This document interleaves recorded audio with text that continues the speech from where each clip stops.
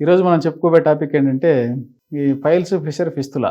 అంటే ఇవన్నీ గూడా ఒక కోవకు చెందినయే. కానీ, ఒక్కో దానికి ఒక డిఫరెంట్ మోడల్‌గా చెప్పుకోకపోతే మనకు పూర్తిగా అర్థం గాదు. అందుకు కాబట్టి మనం ఫిస్తులా గురించి చెప్పుకుందాం. నమస్తే అండి. నా పేరు డాక్టర్ వెంకట్రామరెడ్డి. నేను Medinene homeopathy and ayurvedic hospital Hyderabad నుంచి మాట్లాడుతున్నా. ఈ ఫిస్తులా అనేది మనకు ఎందుకు ఏర్పడుతుంది అనేటి చూసుకుంటే, మన ఈ మోడర్న్ లైఫ్‌లో ఎక్కువగా సెడెంటరీ లైఫ్ అంటాం గదా!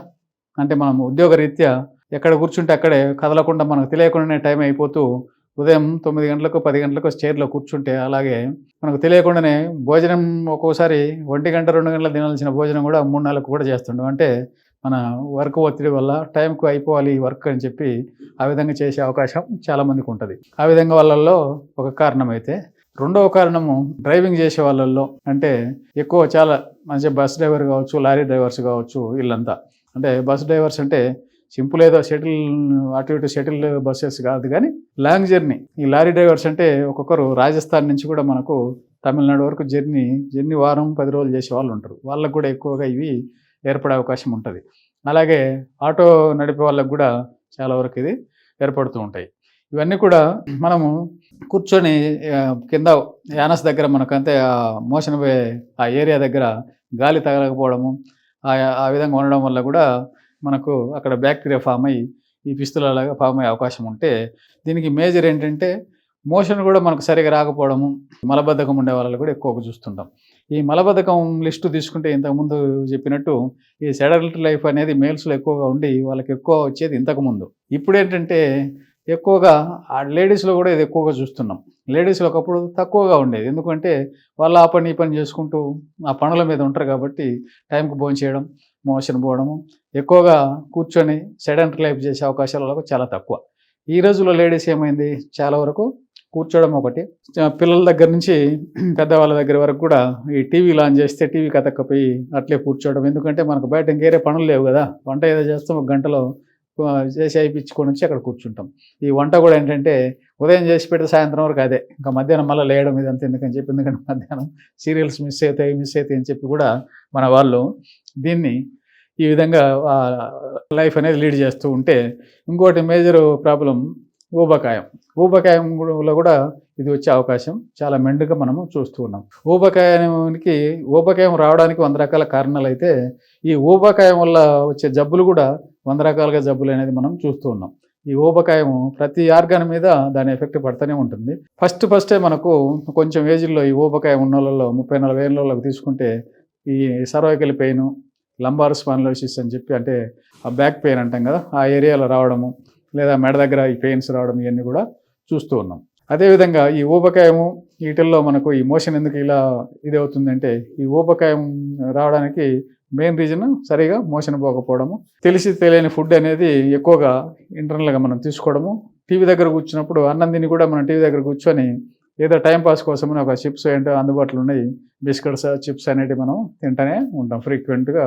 మనం తెలియకుండా, అంటే మనం తిన్నది కూడా మనకు తెలియదు, ఎందుకంటే సీరియల్ అంతా లీనం అయిపోతాం. ఎందుకంటే మళ్ళీ మిస్ అవుతామేమో, ఏమి మిస్ అవుతాం కాబట్టి మళ్ళీ మనం చూడాలంటే కష్టం కదా. అందుకని చెప్పి ఈ విధంగా మన మైండ్ సెట్ అనేది ఆ విధంగా సెట్ చేసుకున్నాం కాబట్టి ఇవన్నీ జరుగుతూ ఉన్నాయి.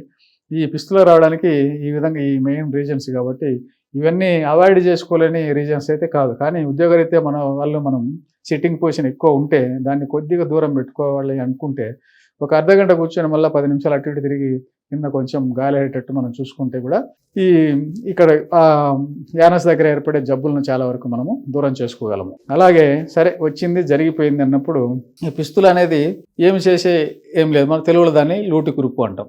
ఆ లూటి కురుపు అనేది మనకు పెద్దగా మనల్ని అది ఇబ్బంది పెట్టేది కాదనమాట. కాకపోతే దాన్ని మనం ఇగ్నోర్ చేస్తే అది మనల్ని ఇబ్బంది పెడుతూ వస్తుంది. ఈ ఫిస్తులా ఒకసారి వచ్చినప్పుడు చాలా వరకు డాక్టర్స్ దగ్గరికి మనం తిరుగుతూ ఒక ట్యాబ్లెట్ వేసుకుంటాం తగ్గుతుంది, ఒకసారి ట్యాబ్లెట్ వేసుకుంటే తగ్గదు.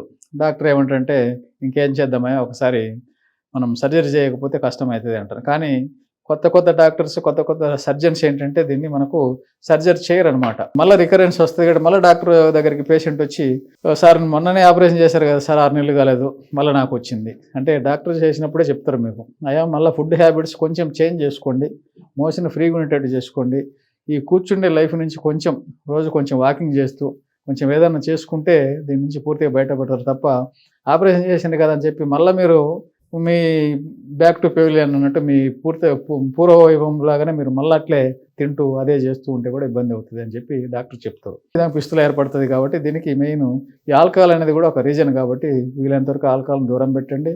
ఈ జంక్ ఫుడ్ అనేది వీలైనంత వరకు దూరం పెట్టండి. ఒకసారి పిస్తులా చేసిన తర్వాత కూడా ఈ లైఫ్ స్టైల్ కొంచెం చేంజ్ చేసుకోకపోతే జబ్బుల నుంచి మనం పూర్తిగా బయటపడలేము. ఈ మోడర్న్ మెడిసిన్లో మనం బయటపడలేము. ఒకటి మెడిసిన్ ఇచ్చినంతసేపే తగ్గినట్టు ఉంటుంది, మళ్ళీ వస్తుంటుంది. అట్లా కాకుండా ఈ హోమియోకి ఒక్కసారి మనం షిఫ్ట్ అయితే మనం హోమియోలో కావచ్చు, లేదా మన ఇంటిగ్రేటెడ్ సిస్టమ్ అని చెప్పి IMS ఇంటిగ్రేటెడ్ మెడికల్ సిస్టమ్ అని చెప్పి మొన్న రీసెంట్గా మనం లాంచ్ చేసాం. మన జూలై 1 మన డాక్టర్స్ డే సందర్భంగా చాలా వరకు వీడియోస్లో మనం టీవీ ఛానల్స్ కూడా మనకి వచ్చినాయి.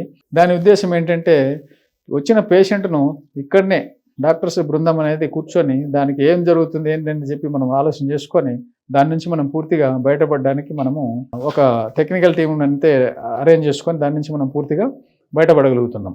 అందుకు కాబట్టి నేను చెప్పేది ఏంటంటే మన దగ్గర ఈ క్షారసూత్రం అనేది ఒకటి ఉంది. ఆ క్షారసూత్రంతో మనకు ఇది ఎప్పుడో 2000-3000 సంవత్సరాల క్రితమే దీన్ని మన వాళ్ళు దాన్ని తీసుకొచ్చారు. కానీ మన భారతదేశం వేరే వాళ్ళ చేతిలో ఉన్నది కాబట్టి మన ఇండియన్ మెడిసిన్ అనేది పూర్తిగా దాన్ని పైకి రాకుండా తొక్కేయబడింది. కాబట్టి ఇది మనకు కనుమరుగైనట్టుగా మొన్నటి వరకు కనుమరుగైంది. ఇప్పుడిప్పుడే ఇది గత 10-15 సంవత్సరాల నుంచి దీని మీద బాగా అవగాహన పెరిగి దీనితో చాలా వరకు తగ్గుతుంది. కాబట్టి ఈవెన్ సర్జన్స్ కూడా దీన్ని సజెస్ట్ చేస్తూ వాళ్ళు కూడా చాలా వరకు దీంతో ఈ థ్రెడ్ తోటి దాన్ని కట్ చేసే అవకాశాలు మనం చూస్తూ ఉన్నాం. కాబట్టి నేను చెప్పేది ఏంటంటే మన ఇంటిగ్రేటెడ్ మెడికల్ సిస్టమ్స్లో మనం దీని నుంచి పూర్తిగా మీకు మన మెడిసిన్ అనేది ఇంటర్నల్గా ఇస్తాం. సేఫ్ మెడిసిన్ ఆయుర్వేదిక్ అనేది ఓన్లీ క్షారసూత్రం ద్వారా దాన్ని ఇది చేసి మెడిసిన్ అనేది మన హోమియోది ఇచ్చుకుంటూ పూర్తిగా దాని నుంచి డ్రై చేస్తాం. తర్వాత నీకు రికరెంట్ ఛాన్సెస్ అనేది 90%, 92% మీకు సేఫ్ చెప్పవచ్చు.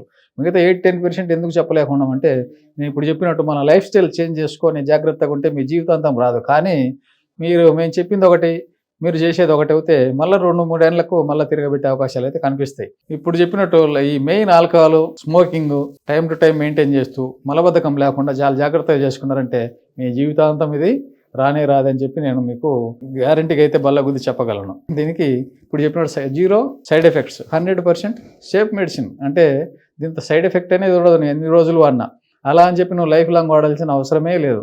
మీకు క్షారసూత్రం వేస్తే 40-45 రోజులు మ్యాక్సిమం మీకు పూర్తిగా దాని నుంచి బయటపడి నువ్వు రోజు చేసుకుంటే మనం దైనందిన జీవితంలో మనం చేసి ఆఫీస్కి వెళ్ళొచ్చు, అన్నీ చేసుకోవచ్చు. కొంచెం డైట్ మెయింటైన్ చేసుకుంటుంటే మళ్ళీ తిరిగి అయితే ఇది రాదని చెప్పి నేను పూర్తిగా మీకు దీని గురించి అవగాహన అయితే కల్పించగలను. పూర్తిగా నేను దీని నుంచి మిమ్మల్ని బయటపడవేయగలను అని చెప్పి మనవి చేసుకుంటూ సెలవు తీసుకుంటున్నాను. నమస్తే.